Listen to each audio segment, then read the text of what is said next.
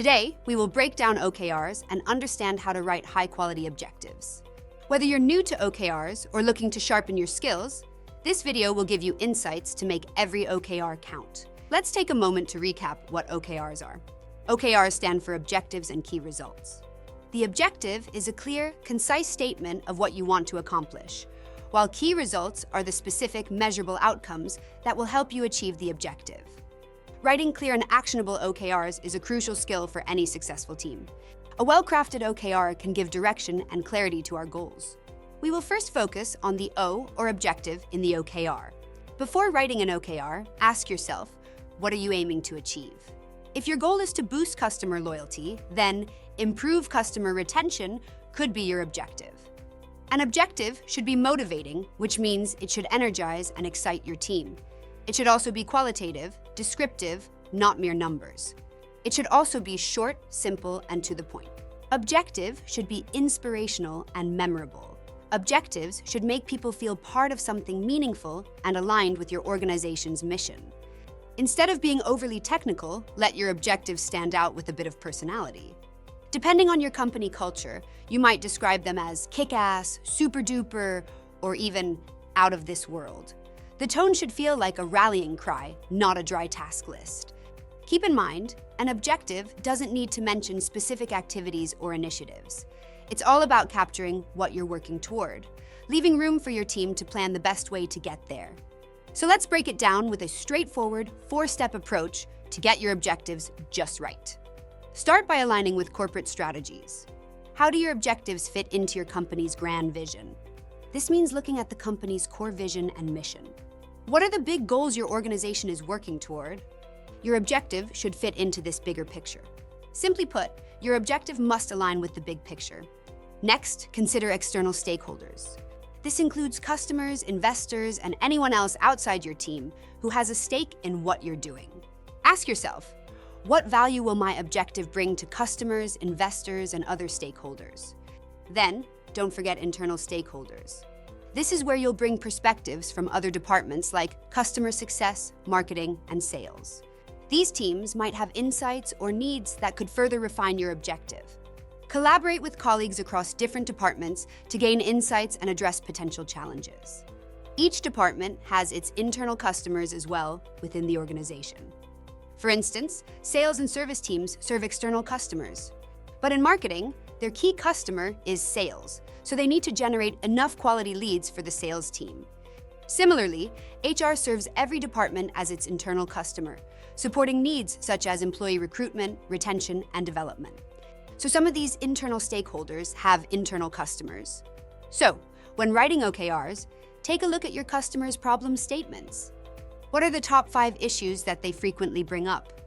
Consider whether we are solving external or internal stakeholders' challenges.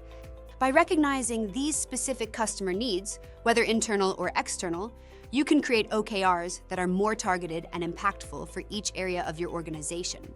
S4. Finally fold in initiatives and any current challenges your team is facing. This ensures your objectives aren't just relevant to the bigger strategy, but also practical and realistic based on the work ahead. By the end of this process, you'll have objectives that aren't only motivating, but also aligned with your organization's broader goals and priorities. Now, let's look at how to convert problem statements into OKRs. Start by asking, what are the top 5 problems our customers are expressing? Consider both external and internal customers. Next, keep your focus sharp by limiting objectives to 3 to 5 at each level. This keeps the OKRs clear and manageable. Remember, your objectives should be qualitative, memorable, inspiring, and time-bound. They need to be impactful enough to engage your team and push progress. Finally, make sure each objective focuses on one main goal. That keeps it straightforward and aligned, helping everyone understand exactly what success looks like for each objective. Now that we've covered general objectives, let's move on to company-level objectives. Here's how to approach them. Start with a strategy, prioritize your strategic goals. Be sure to include revenue as a company-level OKR since it's a key metric of overall growth. Make your company objectives comprehensive. Cover all key areas: customer success, marketing, people, sales, product. You want the whole organization represented. And remember, get inspired by innovators and competitors who are pushing the boundaries. Your company-level OKRs should reflect a forward-thinking approach. Now, let's talk department-level objectives. Ensure at least 50% of department OKRs align with higher-level OKRs. This keeps departments working in sync with the organization's main goals. With department OKRs, both alignment and assignment can be done. Departments have the flexibility to align their goals with the company or other departments as needed. Finally, get buy-in from your team and other departments where you have dependencies. Collaboration and agreement are essential for OKRs that span across teams or functions. Let's explore a real-life scenario to illustrate how to set a high-quality objective by benchmarking against industry giants like Amazon. A logistics team of a medical device company were setting their OKRs. Their goal was to improve their delivery efficiency, ensuring that products reach customers faster and more reliably. When we discussed benchmarks, the team immediately mentioned Amazon.